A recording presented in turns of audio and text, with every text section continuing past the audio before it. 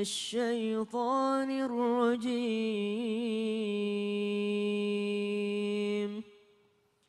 إن الذين آمنوا وعملوا الصالحات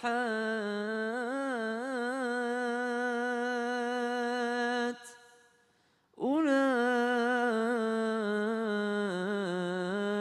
هم خير البرية. Allah Subhanahu wa taala menjelaskan dalam Al-Qur'an bahwasanya orang yang beriman kepada Allah Subhanahu wa taala dan beramal soleh, mereka adalah sebaik-baiknya makhluk Allah Subhanahu wa taala. Allah berikan dua tanda, beriman dan beramal soleh. Maka jadilah kita orang yang beriman kepada Allah dengan selalu senantiasa beribadah kepadanya, dan kita jadi orang yang selalu senantiasa mengerjakan amal soleh semampu kita, maka kita akan menjadi orang-orang yang paling baik di muka bumi Allah Subhanahu wa taala. Lalu kemudian kita harus mengetahui sesungguhnya orang yang baik di sisi Allah Subhanahu wa taala dan paling mulia itu siapakah mereka? Ya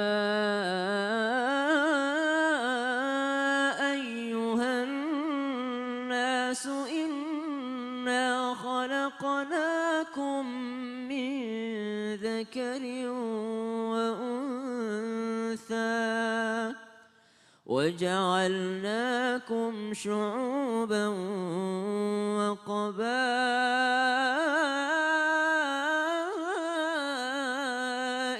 لتعارفوا إن أكرمكم عند الله أتقاكم إن الله عليم خبير. Subhanallah.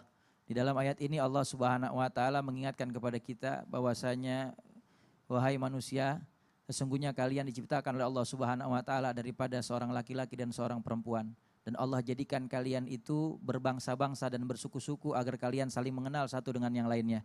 Dan ketahuilah bahwasanya orang yang paling baik dan mulia di sisi Allah Subhanahu wa taala di antara kalian adalah orang yang paling bertakwa kepada Allah Subhanahu wa taala, dan Allah Subhanahu wa taala Maha mengetahui dan Allah Subhanahu wa taala tahu apa yang kita lakukan. Maka jadilah kita orang yang bertakwa, jadilah kita orang yang menjalankan perintah Allah, menjauhi larangannya, agar kita menjadi orang yang mulia di sisi Allah Subhanahu wa taala. Dan tahukah kita bahwasanya Allah Subhanahu wa taala itu selalu bersama dengan dua golongan orang yang istimewa. Siapakah mereka? Inna Allah ma'al ladzina ittaqaw wal ladzina hum muhsinun.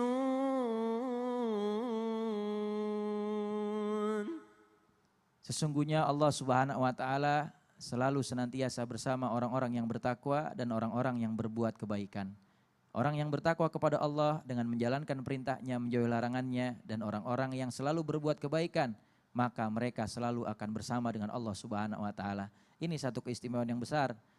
Kajian kali ini betul-betul luar biasa, tanda-tanda orang yang baik menurut Allah dan Rasulnya Nabi Muhammad. Karena kalau kita perhatikan, mungkin di antara kita pada dasarnya semua adalah orang yang baik. Akan tetapi banyak di antara kita yang lupa dan lalai dari mengingat Allah Subhanahu wa taala dan Rasulnya, sehingga kita menjadi orang yang buruk. Oleh sebab itu selalu senantiasa memperbaiki diri menjadi lebih baik lagi dalam setiap keadaan dengan cara kita membaca Al-Quran, belajar kepada ulama, duduk dengan orang soleh. Karena duduknya kita dengan orang soleh pun itu akan memberikan dampak athar. Apa kata Rasulullah? Hum idza ru'u dzukirallah. Karena orang-orang soleh kalau kita pandang wajah mereka maka menandakan bahwasanya kita ingat kepada Allah Subhanahu wa taala. Dan di dalam ayat lain Allah Subhanahu wa taala juga mengingatkan. Kata Allah Subhanahu wa taala, ya ayyuhalladzina amanu taqullah wa kunu ma'as-shadiqin. Wahai orang-orang yang beriman, bertakwalah kalian kepada Allah Subhanahu wa taala dan selalulah kalian bersama dengan orang-orang yang baik dan benar. Allah enggak suruh kita buat jadi orang baik dan benar, tapi duduk dulu deh bareng sama orang soleh. Duduk sama orang yang baik dan benar. Nanti kita akan kebawa jadi baik dan benar. Nanti kita akan kebawa jadi orang yang soleh. Karena yang namanya perubahan menjadi orang baik itu membutuhkan proses. Tetapi dengan duduknya kita bersama orang baik, duduknya kita bersama orang soleh, ketahuilah bahwasanya kebaikan dan kesolehan itu akan menular cepat kepada kita sehingga kita bisa berubah menjadi orang baik.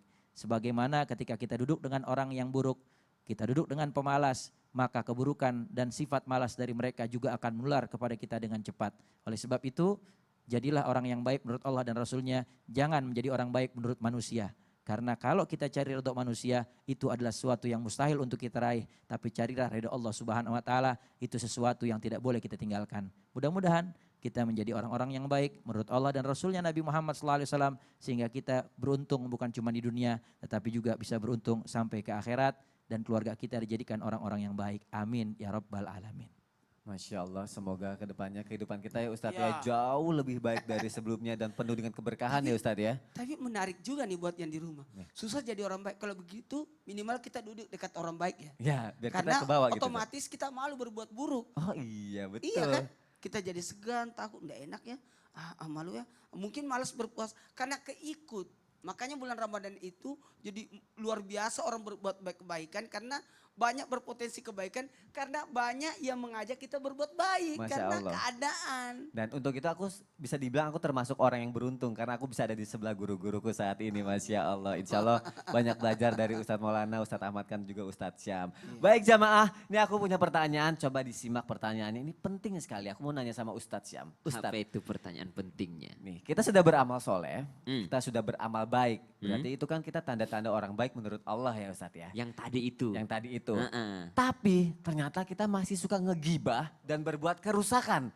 Itu kita masih baik nggak di mata Allah Ustadz? Gimana Ustadz Syam? Masya Allah. Jadi dia sudah melaksanakan yang pertama yang baik tadi kan belajar Quran, mengajarkannya. Iya. Kemudian udah menjadi orang yang manfaat. Iya. Kemudian orang yang memberi makanan. Kemudian orang yang Sholat ini. jamaah, Iya, sholat semuanya. Semua dilakukan. Tapi ternyata dia juga di sisi lain masih melakukan dosa. Nah, Ya, kita lihat kembali ya hadis Rasulullah SAW. Sebaik-baik daripada kalian belajar Quran mengajarkan. Sebaik-baik dari kalian yang paling bagus kepada keluarganya. Sebaik-baik dari kalian yang memberi makanan. Sebaik-baik.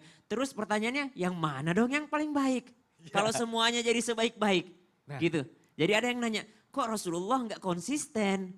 Kok Rasulullah tiba-tiba di suatu kali bilangnya paling baik adalah sholat berjamaah. Paling baik yang paling baik sama keluarganya. Terus pertanyaannya apakah Rasulullah tidak konsisten? Apakah Rasulullah SAW berubah-berubah pendapatnya? Ternyata hadis itu keluar, riwayat itu keluar adalah tergantung dari orang yang bertanya. Itu alasan pertama.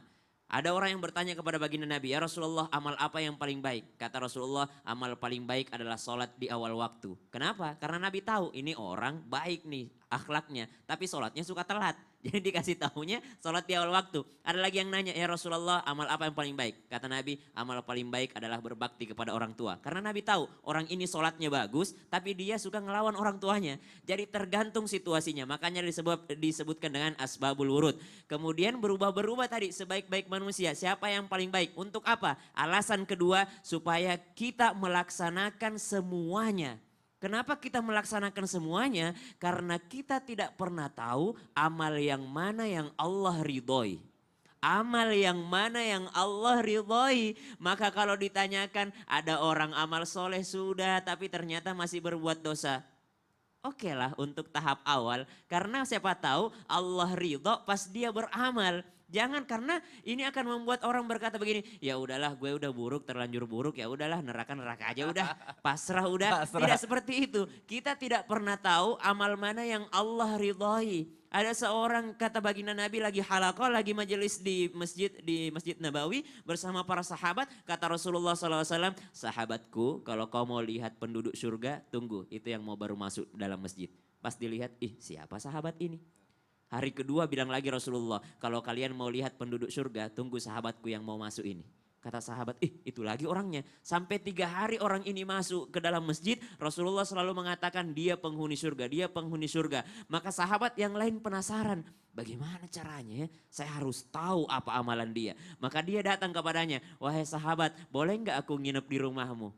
Kata sahabat ini boleh, dia nginep di rumahnya. Malam pertama dia nginep, dia lihat tahajudnya biasa. Dia lihat duhanya biasa, dia lihat ibadahnya biasa. Dia berpikir amalan apa yang membuat orang ini dinyatakan divonis sama Rasulullah masih di dunia, udah divonis sama Rasulullah penghuni surga. Amalan apa ya? Sedangkan kami ini yang luar biasa menurut mereka, amalannya mungkin lebih daripada orang ini, belum pernah divonis sama Rasulullah masuk surga. Sedangkan orang ini sudah divonis sama Rasulullah masuk surga sebagai penghuni surga. Maka dengan penasarannya dia bertanya kepada sahabat tadi, wahai sahabat, sebenarnya saya tuh punya rumah, saya tuh punya tempat tinggal, tapi saya tuh penasaran sehingga saya nginep di rumahmu.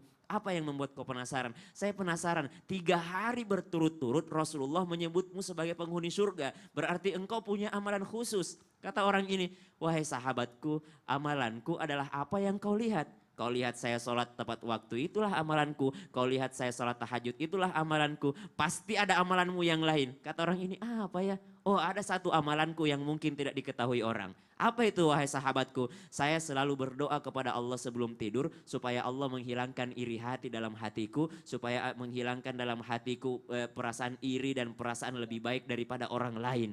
Kenapa? Rasulullah pernah bersabda, ada seorang daripada orang saleh di masa Nabi Isa alaihissalam. Ulama di masa Nabi Isa alaihissalam ini berjalan. Ketika dia berjalan ada preman yang melihatnya dari jauh. Kata preman ini, betapa busuknya diriku. Aku ingin gabung sama mereka, sama ulama ini. Dia gabung sama dia, ulama ini lihat dari belakang. Ih, ada preman itu. Jangan nanti Allah laknat saya kalau saya jalan sama dia. Preman ini mengatakan kalau saya jalan sama dia saya dapat rahmat Allah. Tapi orang ini berjalan dengan kesombongannya sang ulama tadi. Tapi si preman ini jalan dengan rasa malunya kepada Allah. Apa yang terjadi? Allah mulai dari 0 dua-duanya. Masya Allah. Yang preman ini diangkat derajatnya, yang ulama tadi dijatuhkan derajatnya. Karena merasa lebih baik daripada orang lain. Untuk itulah kita nggak boleh seperti Jangan itu ya Ustaz pernah ya. kita mengandalkan amal kita. Kita masuk surga bukan karena amal, tapi rahmatnya Allah Subhanahu wa Ta'ala. Masya Lalu untuk Allah. apa kita sholat? Ya memang begitulah. Kita sholat bukan karena ibadah kita masuk surga, tapi karena rahmatnya Allah Subhanahu wa Masya Ta'ala. Allah, jadi teruslah berbuat baik, insya Allah Allah akan tahu ibadah mana yang akan diridhoi sama Allah Nggak tahu yang Subhanahu wa mana yang Ta'ala. diridhoi sama Masya Allah. Allah, teruslah berbuat baik jamaah yang ada di rumah. Ustadz Syam nanti setelah ini siap untuk ensiklopedia Islam? Iya, insya Allah. Siap ya, Masya Allah. Insya Allah. Ustadz Ahmad kan insya Allah siap untuk kita berdoa bersama-sama? Amin insya Allah. Masya Allah, baik jamaah jangan kemana-mana, tetap di Islam itu indah. Jamaah, oh jamaah, alhamdulillah.